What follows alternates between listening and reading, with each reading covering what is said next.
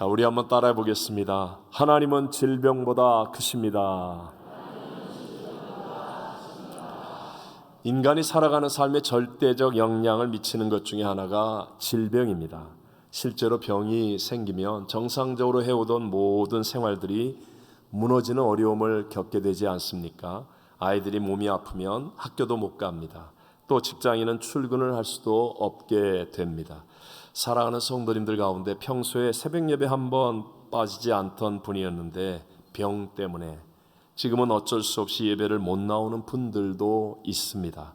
더군다나 우리 모두는 지난 몇 년 동안 감염병인 코로나로 전 세계가 팬데믹을 선포하고 셧다운 모든 것을 멈추었던 경험도 가지고 있지 않습니까?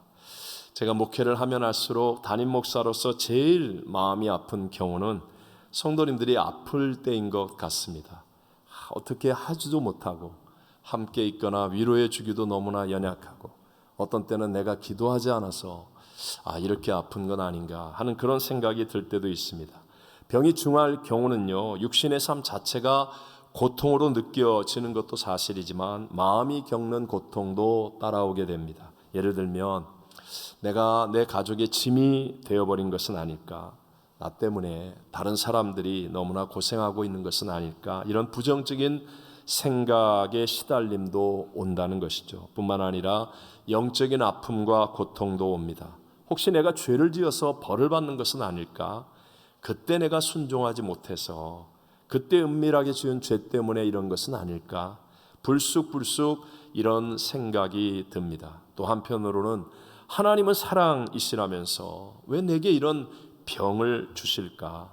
또 기도하는데, 이렇게 간절히 기도하는데 왜 내 병을 고쳐주지는 않으실까?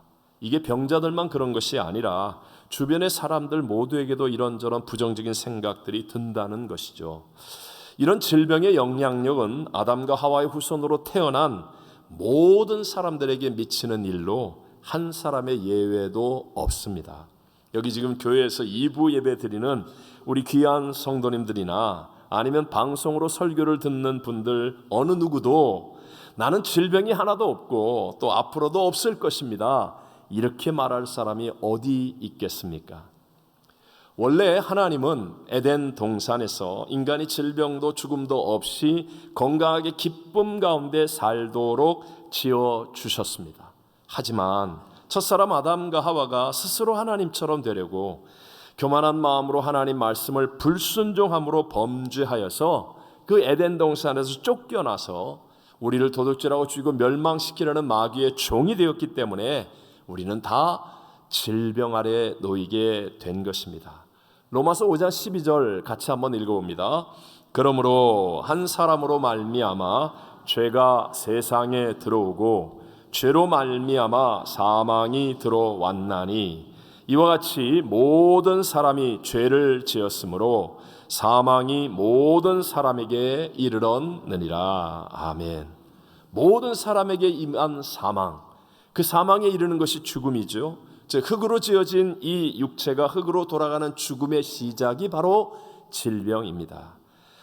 인류의 역사 이래로 사람들은요, 이 질병의 문제를 해결하기 위해 의학을 발전시키고 또 건강관리를 열심히 잘하려고 노력하지만, 그러나 여전히 사람들은 질병으로 신음하며 또 병들어 죽어가고 있습니다. 이런 절망적 존재인 인간을 살리는 것은 오직 십자가와 부활의 복음뿐입니다. 우리를 사랑하셔서 우리가 구원받기를 원하시는 그 하나님은 질병보다 크신 분임을 믿으시기 바랍니다. 자, 성경 출애굽기에 보면요, 하나님께서 애굽에서 종살이하는 이스라엘 백성들의 신음을 들으시고 그들을 구원하기 위해 찾아오시죠. 10가지의 재앙, 홍해바다가 갈라지는 그 어마어마한 기적을 베푸시면서 이스라엘 백성들을 출애굽하게 합니다. 그리고 출애굽한 이스라엘 백성들을 뒤따르는 애굽의 바로왕과 그 무시무시한 군대를 홍해바다에서 다 수장시켜 버림으로 말미암아 뒷문제가 생기지 않도록까지 완벽한 하나님의 은혜를 베푸시죠. 그래서 홍해바다를 건넌 이스라엘 백성들은 정말 기쁨이 넘치는 하나님의 역사하심을 그 충만한 은혜로 찬양하게 됩니다. 그리고 이제 수루 광야로 들어가서 사흘 길을 걸었으나 물을 마시지 못하여 힘들어하다가 마라라고 하는 우물을 만났는데 그 물이 써서 마시지 못하게 되자 이제는 모세를 원망하기 시작합니다. 그때 모세가 이스라엘 백성들을 위하여 부르짖어 기도하는데 하나님이 응답하셔서 쓴물이 단물로 변하는 기적과 함께 하나님은 치료의 하나님이심을 약속하여 말씀하여 주십니다. 함께 우리 한번 출애굽기 15장 26절을 읽어보겠습니다. 이르시되 너희가 너희 하나님 나 여호와의 말을 들어 순종하고 내가 보기에 의를 행하며 내 계명에 귀를 기울이며 내 모든 규례를 지키면 내가 애굽 사람에게 내린 모든 질병 중 하나도 너희에게 내리지 아니하리니 나는 너희를 치료하는 여호와임이라. 아멘. 한번 생각해 보십시오. 노약자를 포함한 약 200만 명이 넘는 이스라엘 백성들 가운데 애굽에서 노예 생활하면서 살았던 그들 가운데 아픈 사람이 얼마나 많았겠습니까? 그들이 탈출하게 된 계기도 너무 극심한 중노동, 인간의 한계를 뛰어넘는 노동이 너무 심하였기 때문에 그들이 탈출하려고 마음을 먹게 되었는데, 그러면 뭐 근육통, 골절, 관절염, 신경통 환자 왜 없었겠습니까? 노예 생활로 못 먹고 그토록 고생했었는데 이런저런 질병으로 고통당하는 사람들이 아마도 굉장히 많았을 것입니다. 그런데 이제 하나님이 함께 하시니까, 나는 너희를 치료하는 여호와라고 약속하신 하나님이 그들 가운데 함께 하시니까 놀랍게도 40년 그 어렵고 힘든 광야 생활 동안 질병으로 인하여 행진이 멈추는 일이 나타나지 않았다는 것입니다. 그럼 무엇보다도 우리에게 찾아오신 우리의 구세주 예수님의 삶은 언제나 병을 치료하시는 삶을 사셨습니다. 마태복음 5장에서 7장까지가 그 산에 올라가 하나님 나라를 가르쳐 주시는 산상수훈의 설교 말씀이죠. 그리고 바로 그 다음 장 8장에 산에서 내려오시면서부터 하신 일이 무엇이냐? 병자를 고쳐주시는 일을 첫 번째로 행하셨습니다. 첫 번째, 나병 환자. 여러분, 나병이 뭐예요? 저주받은 병, 당시의 인간의 힘으로 해결할 수 없는 병. 그런데도 불구하고 그 병자를 고쳐주십니다. 그리고 백부장의 하인이 중풍병으로 고통당하고 있는 것을 아시고 그 또한 고쳐주십니다. 베드로의 장모의 열병을 고쳐주십니다. 그것에 그치지 않으시고 예수님을 찾아오는 병자들을 다, 한번 따라해 봅시다. 다 고쳐주셨다는 거예요. 자, 성경의 말씀을 같이 우리 마태복음 8장 16절만 읽어보겠습니다. 저물매 사람들이 귀신 들린 자를 많이 데리고 예수께 오거늘 예수께서 말씀으로 귀신들을 쫓아내시고 병든 자들을 다 고치시니. 아멘. 병든 자들을, 자, 맞춰서 병든 자들을 다 고치시니. 어제나 오늘의 영원토록 동일하신 예수님이 이 자리에 함께 하시는데 우리가 어떤 병을 가지고 나왔든지 다 고치시는 주님 만나게 되시기를 바랍니다. 그 예수님은 십자가를 통하여 우리에게 약속하여 주셨거든요. 우리 베드로전서 2장 24절만 읽어봅니다. 친히 나무에 달려 그 몸으로 우리 죄를 담당하셨으니 이는 우리로 죄에 대하여 죽고 의에 대하여 살게 하려 하심이라. 그가 채찍에 맞음으로 너희는 나음을 얻었나니. 아멘. 아멘.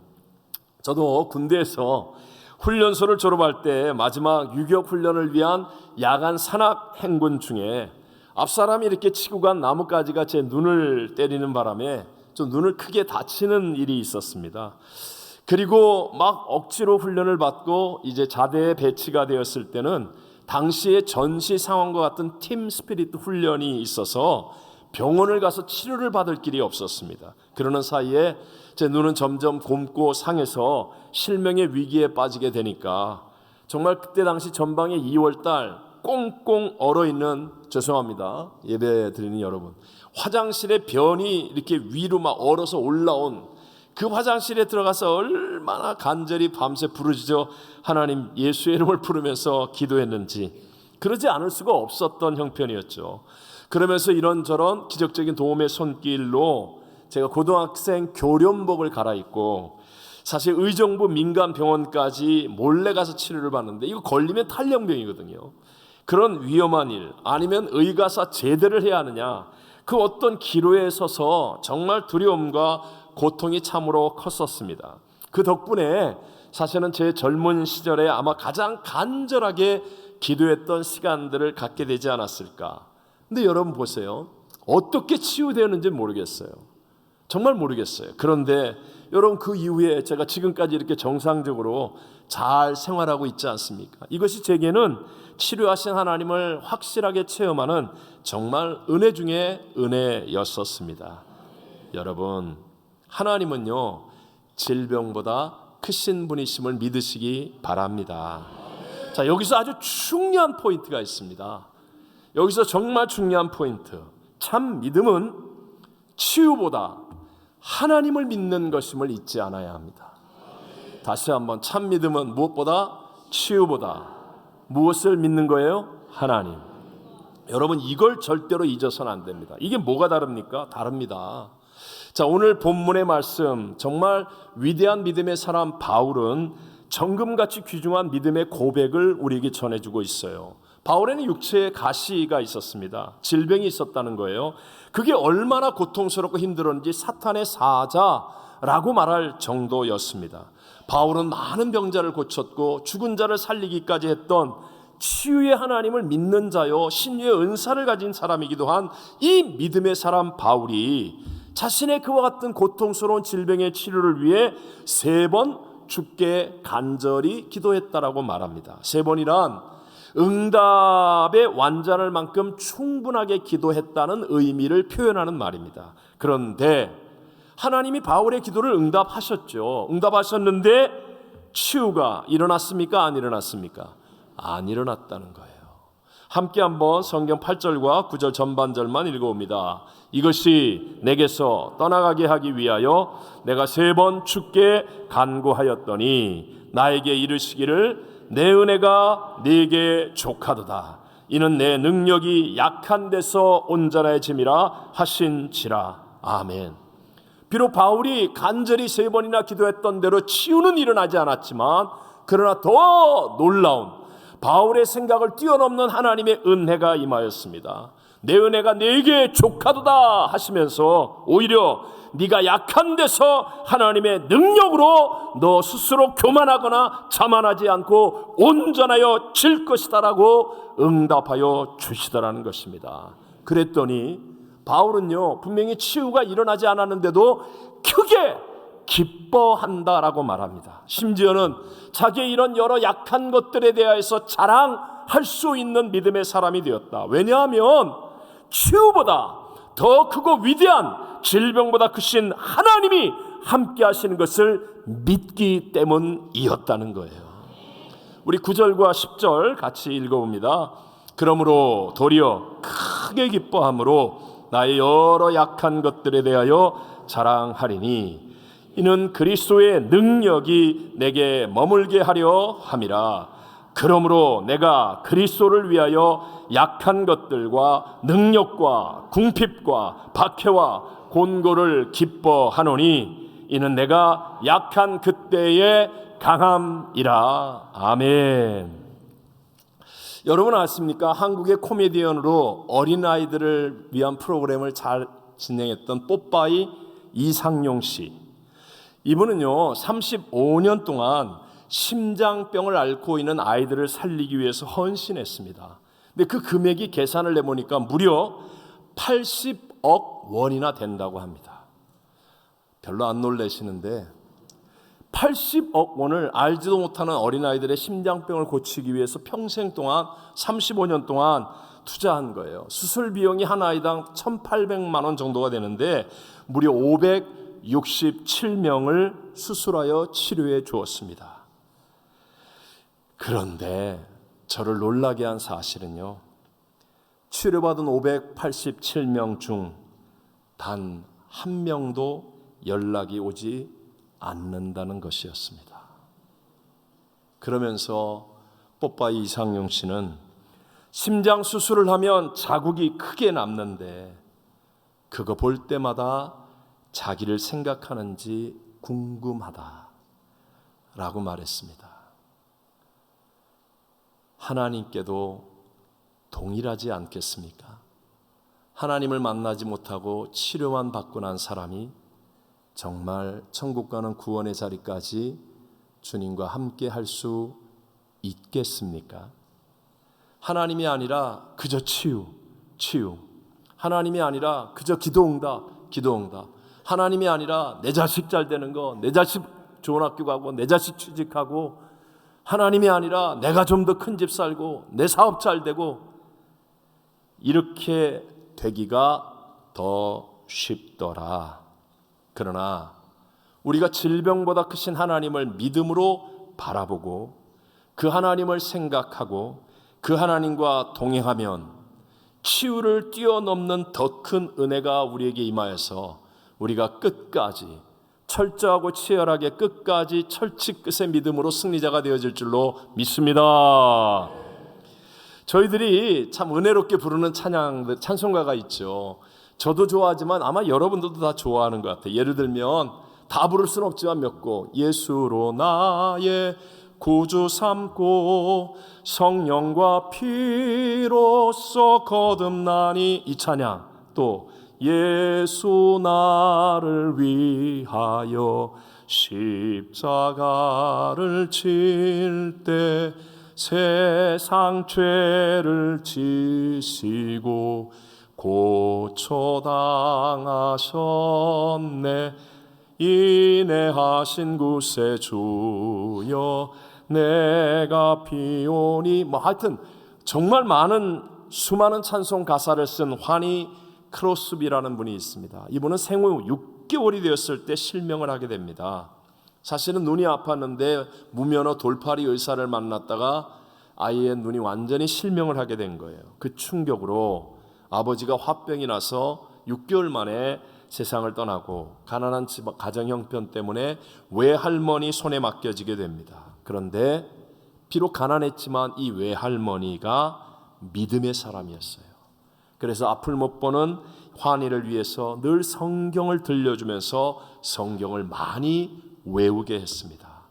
14살에 이웃들의 도움을 받아서 맹아학교에 다니게 되었는데 어느 날 교회 부흥회에 참석했다가 주님을 만납니다. 그리고 그에게는 육신의 눈이 아닌 영안이 열리게 되어지죠. 그때부터 95세까지 사는 동안에 무려 8,000편이 넘는 찬송가 가사를 쓰게 됩니다.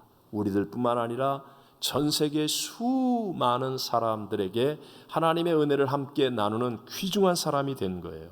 한 번은 병원 의사들이 이 환희의 눈을 치료해 보자고 합니다. 완전하지는 않지만 볼 수는 있을 것 같다. 그때 그녀가 이렇게 대답했습니다. 저는 지금 눈을 뜨고 싶지 않습니다. 내가 눈을 뜨고 싶은 날이 따로 있기 때문입니다. 내가 세상에서 더럽혀지지 않은 깨끗한 눈을 처음 떠서 예수님을 볼 수 있도록 그날 하늘나라에서 눈을 뜨겠습니다. 비록 그녀는 실명한 눈을 치료받지는 못한 삶을 살았지만 그러나 그녀는 질병보다 크신 하나님과 함께하는 진짜 은혜를 누리는 복 있는 삶을 사는 줄로 믿습니다. 저희 집도 저희 큰 누님과 큰 형님이 장애우였고 어머니가 늘 많이 편찮으셨기에 제가 어린 시절을 기억하면 늘 어두운 집안 분위기였었습니다. 겉으로 보기에는 집이 크고 남들이 부러워하는 것들을 가져도 그런 어떤 즐거움, 기쁨이라는 것은 잠깐일 뿐이지 무엇으로도 안 바뀔 것 같은 그런 어떤 부정적인 기운, 그런 어두운 침울한 분위기가 저희 집에는 늘 있었어요. 뭐 하다가도 큰 누님 또 큰 형님 이렇게 되면 이제 갑자기 탁 다운이 되는. 제가 어린 시절 저희 어머니는 외할머니와 함께 절에 다니면서 정말 이 자식의 치유를 위해서 100일기도 1000일기도 제 기억에 그 어린 시절의 기억에도 눈이 내리고 나면 당시에는 통행금지가 있었잖아요. 동네의 첫 발자국이 다 우리 어머니의 발자국이에요. 늘 기도하러 다녔어요. 그런데 예수님이 찾아오셔서 저희 가정을 구원해 주셨고, 저희 어머니가 예수님을 만나고 나서부터 정말 온 집안이 바뀌기 시작했습니다. 여전히 어머니는 허리가 아프셨고요, 저희 큰누님, 큰형님 여전히 장애에서 나음을 받지는 않았습니다. 그러나 저희 가정이 믿었던, 저희들이 만났던 하나님은 언제나 질병보다 크신 분이셨습니다. 그래서 희한하게 집안에 이 어둠이 떠나가는 거예요. 병든 누님, 병든 형님이 있는데도 불구하고 질병보다 크신 하나님이 함께하니까 밝아졌고, 감사가 넘쳐났고, 소망이 가득했고, 기쁨이 있었고, 그리고 기도와 신앙의 헌신이 훨씬 더 깊어지기 시작했습니다. 저 같은 사람이 형님 목사님과 함께 주의 종의 삶을 살 수 있는 이런 최고의 은혜 누릴 수 있는 것은 바로 질병보다 크신 하나님이 함께 하셨기 때문인 줄로 믿습니다. 여러분, 질병은요, 질병보다 크신 하나님을 만나는 도구가 되어야 하는 것임을 믿으시기 바랍니다. 사도 바울이 질병 때문에, 치유는 아니었지만 오히려 더 큰 능력의 은혜 주시는 하나님을 만나 동행한 것처럼, 환희 크로스비가 그랬던 것처럼, 저희 가정이 그랬던 것처럼, 마귀도 아프면 기도한다는 말이 있잖아요. 여러분, 질병이 들 때 하나님을 누구나 찾게 되어 있거든요. 그래서 질병의 치료에서 머무는 게 아니라 반드시 하나님을 만나는 자리까지 가는 이 참 믿음의 사람이 되어야 할 줄로 믿습니다. 자, 분명하게 질병보다 크신 하나님은 전지전능하신 분이십니다. 믿으시죠, 여러분? 네. 근데 이 말만 가지면 때때로는 실망이 당하거나 시험이 드는 경우도 생길 수 있어요. 왜 전지전능하신 하나님이 날 안 고쳐주시는 거냐는 거예요. 분명히 성경이 전지전능하다고 하고 목사님이 치료하신 하나님이라고 해놓고, 여러분, 할 수 있는데 안 하는 건 더 섭섭한 일 아닙니까? 왜 역사 안 하고 고쳐주지 않느냐? 그러나 여러분, 그건 한쪽 면이에요. 하나님은 전지전능하십니다. 죽은 자도 살리고 없는 것도 있는 것처럼 부르시는 분이십니다.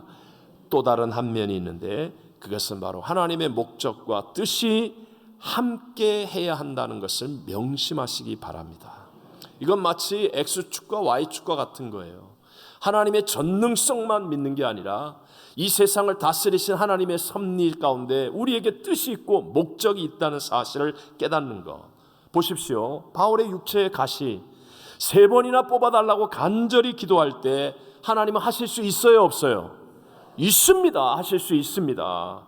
그러나 하나님의 뜻이 뭐예요? 바울이 스스로 교만해지면 안 되니까 바울을 더 크게 귀중하게 하나님이 쓰셔야 하는데, 이 육체까지 강건해져서 교만해져서 쓰임받지 못하면 안 되니까 하나님께서 세계 선교를 위한 하나님의 목적과 뜻을 위해서 하나님은 치유하지 않고, 네가 오히려 약할 때 내가 너와 함께하여 더 강한 능력으로 쓰임받게 해줄 것이다 라고 하신 거예요. 하나님의 목적은 하나님과 함께 동행하여 더 큰 능력으로 하나님의 사명을 감당하는 사람이 되는 것이 목적이었기 때문에 치료하실 수 있는 전능하신 하나님이 바울의 가시를 뽑지 않았다는 것입니다. 무엇보다 우리 주 예수 그리스도의 십자가, 여러분, 십자가는 정말 무시무시한 죄인들의 형틀입니다. 처절한 고통, 수치, 멸시, 천대, 조롱, 죽음입니다. 그런데 예수님이 그 십자가에서 죽으셨습니다. 패배입니까? 승리입니까? 누구도 패배라고 말하지 않습니다. 오늘날 모든 사람들이 십자가를 믿음의 상징으로 사용하는 이유입니다. 왜 그렇습니까? 하나님의 목적과 뜻이 우리를 구원하기 위한 사망의 값이 쥐불 되어서 죄사함의 길을 여는 것이 하나님의 목적과 뜻이었기 때문에 예수님은 이 쓴 잔을 내게서 옮겨달라고 땀방울이 변하여 핏방울이 되도록 간절하게 기도했음에도 불구하고 전능하신 하나님은 움직이지 않았어요. 그리고 참으셨습니다. 십자가에서 예수님 죽으셨습니다. 이 죽음은 패배가 아니라는 거예요. 왜요? 하나님의 목적과 뜻이 이루어지는 십자가의 죽으심이었기 때문이었습니다. 조니 에릭슨 타다라고 하는 아주 신체 건강하고 발랄했던 10대 자매가 정말 모든 일에 뛰어났던 자매였습니다. 근데 해변에서 다이빙을 하다가 그만 목뼈가 부러져서 어깨 이하의 신체를 쓸 수 없는 심각한 장애우가 되고 맙니다. 침대에 누워 아무것도 할 수가 없는 거예요. 그러니 수십 수백 번 자살할 것을 생각하지만 그것조차도 할 수 없는 정말 그 큰 절망 속에서 부르짖습니다. 내가 살아야 할 이유가 무엇입니까? 하나님, 나는 아무것도 할 수 없는데 내가 살아야 할 이유가 무엇이냐고 몸부림을 치는데 강력한 성령님의 임재를 체험하면서 삶의 변화를 갖게 됩니다. 그리고 입에다가 붓을 물고 그림을 그리는 법을 훈련하여서 유명한 구술 화가가 됩니다.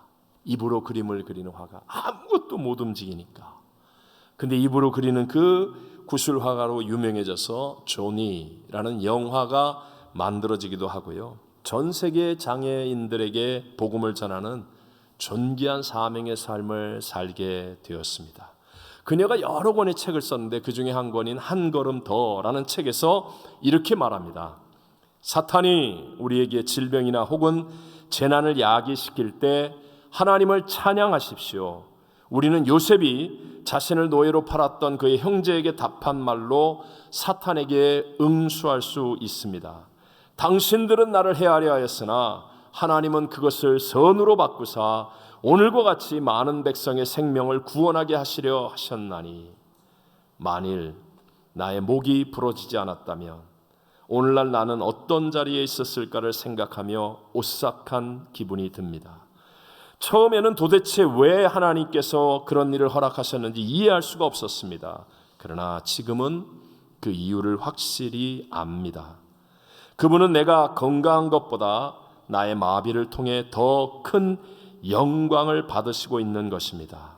틀림없이 여러분은 그 일로 인하여 내가 얼마나 부요한 느낌을 갖는지 전혀 모르실 겁니다. 만약 하나님께서 기도에 대한 응답으로 당신을 치료해 주셨다면 그건 굉장한 일입니다. 그것에 대해 하나님께 감사드리십시오. 그러나 만일 하나님께서 치유해 주시지 않더라도 어쨌든 감사하십시오. 틀림없이 그분에게는 그럴 만한 이유가 있습니다. 기억하십시오. 전능하신 하나님은 목적을 가지고 움직이고 일하시는 분이십니다. 우리는 당장에 그냥 병고침 받는 것 이것만이 중요할지 모르지만 하나님의 목적은 질병보다 크신 그 주님을 만나고 그 주님과 동행하며 그 주님의 뜻을 이루는 것이 더 중요하다고 말씀하십니다. 그러면 우리가 아플수록 연약할수록 질병의 두려움이 우리를 엄습할수록 우리는 더 주님께 나와 예배하고 기도하며 주님과 가까워지는 주님과 동행하는 믿음이 되어야 할 줄로 믿습니다. 외람되지만 제 입장에서도 사실 연약하고 힘든 그런 상황에서 예배를 드릴 때 많잖아요. 저는 일주일에 10번 이상 이렇게 설교를 하거나 예배를 드리고 많은 집회를 하거나 그러면 뭐 어떤 때는 진짜 이거 어떻게 감당할까? 여러분에게 말할 수 없는 뭐 순간순간 배탈이 나거나 몸살이 나거나 무슨 일이 생기거나 뭐 여러 가지 변화가 생기거나 그래서 정말 예배 못 드릴 것 같다라는 순간들이 많은데도 항상 신기할 정도로 예배를 한 번도 못 드리지 않게 하시는 그 하나님의 은혜를 체험합니다. 이유는 하나예요. 이유는 하나. 저는 치료해달라고 기도하지 않습니다. 그냥 성령님을 인정하고 모셔드리고 환영하고 의지하면서 나는 질병보다 크신 하나님을 믿는 믿음으로 주님이 나와 함께 하시면 됩니다. 주님과의 동행을 간절히 구합니다. 그러면 정말 어떻게 역사하셨는지 설명할 길은 없지만 이제까지 한 번도 하나님은 실수하지 않으시고 언제나 하나님의 일을 잘 감당케 주시더라는 것입니다. 사랑하는 성도 여러분, 우리 모두 질병보다 크신 하나님을 믿게 되시기를 바랍니다. 그리고 치유보다 그 하나님을 만나고 그 하나님의 은혜 안에서 그 주님과 동행하는 참된 믿음이 되셔서 하나님의 목적과 뜻을 이루시는 삶의 승리자가 다 되시기를 주님 이름으로 축원합니다. 축원합니다.